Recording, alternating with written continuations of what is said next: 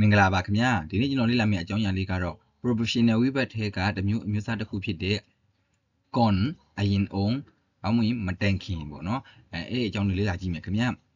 proportional ဝိဘတ်ကိုတဲ့ညွှန်ပြချင်တဲ့အရာရဲ့အရှိမရောအနောက်မှာသုံးနေတယ်ပေါ့နော် proportional ဝိဘတ်ဆိုတာကဘိစုံသုံးဝိဘတ်ဖြစ်တဲ့အတွက်ကျွန်တော်တို့ကကရိယာတွေဝိကြတွေရဲ့အရှိမရောတစ်ခါအနောက်မှာရောသုံးနေတယ်ပေါ့နော်အရှိမလည်းသုံးနေတယ်အနောက်မှာလည်းသုံးနေတယ်ပေါ့နော်သူကနှစ်မျိုးသုံးလို့ရတယ်ခင်ဗျာဆိုရင်နံပါတ်1 con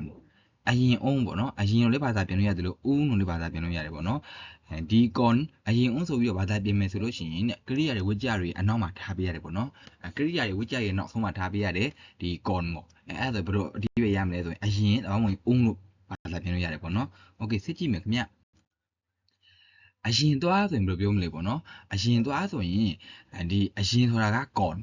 ဒီ con ကိုအရင်တော့ဘာသာပြန်မယ်ဆိုရင်ကရိယာတွေဝိကြတွေအနောက်မှာထားပေးရတယ်ပေါ့နော်ဒါဆိုရင်ကရိယာအနောက်မှာထားကြည့်မယ်ခင်ဗျကရိယာစကားလုံးပိုင်ပေါ့နော်ပိုင် con အရင်သွားပေါ့နော်ပြီးတော့သွားဦးလို့ဘာသာပြန်လို့ရတယ်ပေါ့နော်ဦးတော့ဝင်အရင်ပေါ့နော်နှစ်မျိုးပြောလို့ရတယ်ခင်ဗျဒါဆိုရင် kin ko ဆိုပြီးပြောမလဲ kin ko ဆိုရင် con ကိုကရိယာစကားလုံးအနောက်မှာထားတာဖြစ်တဲ့အတွက်အရင်လို့ဒါမှမဟုတ်ဦးလို့ဘာသာပြန်ပေါ့နော်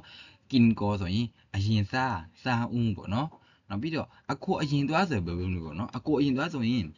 ်ဒီကျမှအကိုကတော့မဲ့သူဖြစ်တဲ့အတွက်အပြုသူညာလာဖြစ်တဲ့အတွက်အရှိရထည့်မယ်ဖီးသွားတာကပိုင်ပေါ့နော်အရင်က con မောကရိယာနောက်မှာထားဖြစ်တဲ့အတွက်ဖီးပိုင် con အကိုအရင်သွားပေါ့နော်နောက်တစ်ခုချမ်းချက်ကင်ကောနာဆိုလို့ပြောမလဲပေါ့နော်ဘယ်လိုဘာသာပြန်မလဲဆိုရင်ချမ်းဆိုတာကကျမပေါ့နော်ချက်ကင်ဆိုတာစားမယ်ပေါ့ con ကိုကရိယာစကားလုံးအနောက်မှာဖြစ်တဲ့အတွက်အရင်အဝင်ဦးလို့ဘာသာပြန်ပေါ့နော်ချမ်းချက်ကင်ကောနာဆိုရင်ကျမအရင်စားမယ်နော်လို့နော်ချမ်းချက်ကင်ကောနာခကျမအရင်စားမယ်နော်โอเคနောက်တစ်ခုကျွန်တော်သွားအောင်မယ်နော်ဆိုဘယ်လိုဘာသာပြန်မလဲပေါ့နော်ကျွန်တော်သွားအောင်မယ်နော်ဆိုရင်ဒီကျမှကျွန်တော်ကသွားမဲ့သူဖြစ်တဲ့အတွက်ပြောတဲ့သူကလာတယ်ผมသွားအောင်မေပါတယ်ပေါ့နော်မေအကူကရိယာလေးမေကြပါတယ်ပေါ့ဖြစ်တဲ့အတွက်ကြထည့်မယ်ผมจะไปပေါ့နော်ဦးဆိုတာကဦးလို့အရင်တော့ဆိုရင်con ပေါ့နော် con ကဘာမှထားပေးရမလဲဆိုရင်ကရိယာစကားလုံးတွေဝိကြရဲ့နောက်မှာထားပေးရဖြစ်တဲ့အတွက်နောက်ဆုံးကထည့်လိုက်မှာပေါ့နော်ผมจะไปก่อนนะครับကျွန်တော်သွားအောင်မယ်ပေါ့နော်ผมจะไปก่อนนะครับကျွန်တော်သွားအောင်မယ်နော်ပြီးတော့တော့မဟုတ်ရင်ကျွန်တော်အရင်သွားမယ်နော်ပေါ့နော်ကျွန်တော်အရင်သွားမယ်ပေါ့နော်ผมจะไปก่อนนะครับโอเคစစ်ကြည့်မယ်ခင်ဗျနောက်တစ်ခုကတော့နံပါတ်2အနေနဲ့ပြောထားတာကတော့ con မတန်ခင်ပေါ့နော်ကျွန်တော်တို့ဇုံနာကအရင်ဦးပြီးတော့ဖြစ်တဲ့အတွက်ဒီနေ့ကဒီတစ်ခုကတော့မတန်ခင်ပေါ့နော်မတန်ခင်ဆိုပြီးတော့မှဘာသာပြင်မယ်ဆိုရင်တဲ့ကရိယာဝိကြတွေအရှိမထားပေးရတယ်ပေါ့နော်ဇုံနာကနေဆန်းကြည့်ပြီးဇုံနာအနောက်မှာထားခဲ့ဖြစ်တဲ့အတွက်ဒီနေ့ဒီခုကတော့အရှိမထားမယ်ပေါ့နော် con မတန်ခင်ပေါ့နော်con ပိုင်ကရိယာစကားလုံးအရှိမပေါ့နော်ကရိယာစကားလုံးအရှိမဖြစ်တဲ့အတွက်သူ့ကိုမတန်ခင်လို့ဘာသာပြန်ရမယ် con ပိုင်ဆိုရင်မသွားခင်ပေါ့နော်အဲဒီကျမသွားခင်ဆိုအငင်းစကားမိုက်ပါတယ်ဆိုပြီးမိုက်ထည့်တယ်မလို့ပေါ့နော်ဒီ con ဆိုတဲ့အဓိပ္ပာယ်ကမခင်ပေါ့နော်အဲ့ဒီမှာကရိယာစကားလုံးထိုက်တာဖြစ်တဲ့အတွက် con ပိုင်ဆိုရင်မသွားခင်ပေါ့နော်အငင်းစကားပိုင်ဖြစ်တယ်ခင်ဗျ con ပိုင်မသွားခင်နောက်တစ်ခုမစားခင်ဆိုပြီးပြောလို့ပေါ့နော်မစားခင်ဆိုရင်စားတာกิน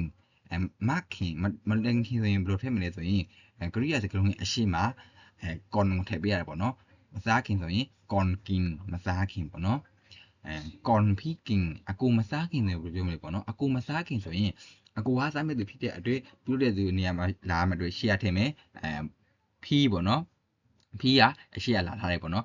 စားတာกินพี่กินအကိုစားတယ်အဲ့မှာမတန်ခင်အကိုမစားခင်ဆိုရင်မထားပြရမယ်ဆိုရင်ဒီမစားခင်ဆိုတဲ့ con ကိုကရိယာစကားလုံးတွေဝိကြတွေအရှိမှဖြစ်တဲ့အတွက် con พี่กินအကိုမစားခင်ပေါ့နော် con พี่กินအကိုမစားခင်နောက်ပြီးတော့ con နော်ဆိုတာပြောရတယ်ပေါ့ con နော်ဆိုရင်ကရိယာစကားလုံးရဲ့အရှိမ con လာတာဖြစ်တဲ့အတွက်သူ့မတန်ခင်လို့ဘာသာပြင်မယ်နော်ဆိုတာအိတ်တာပေါ့နော် con နော်မအိတ်ခင်ပေါ့နော်ဆေးတောက်တဲ့နေရာမအိတ်ခင်တောက်အောင်မယ်ပေါ့နော်အဲ့လိုမျိုး con နော်မအိတ်ခင်ပေါ့နော်မလုတ်ခင်ဆိုရင် con ทำမအိတ်ခင်ပေါ့နော်ဒါဆိုရင်နံပါတ်5လေးကြည့်မယ်ခင်ဗျ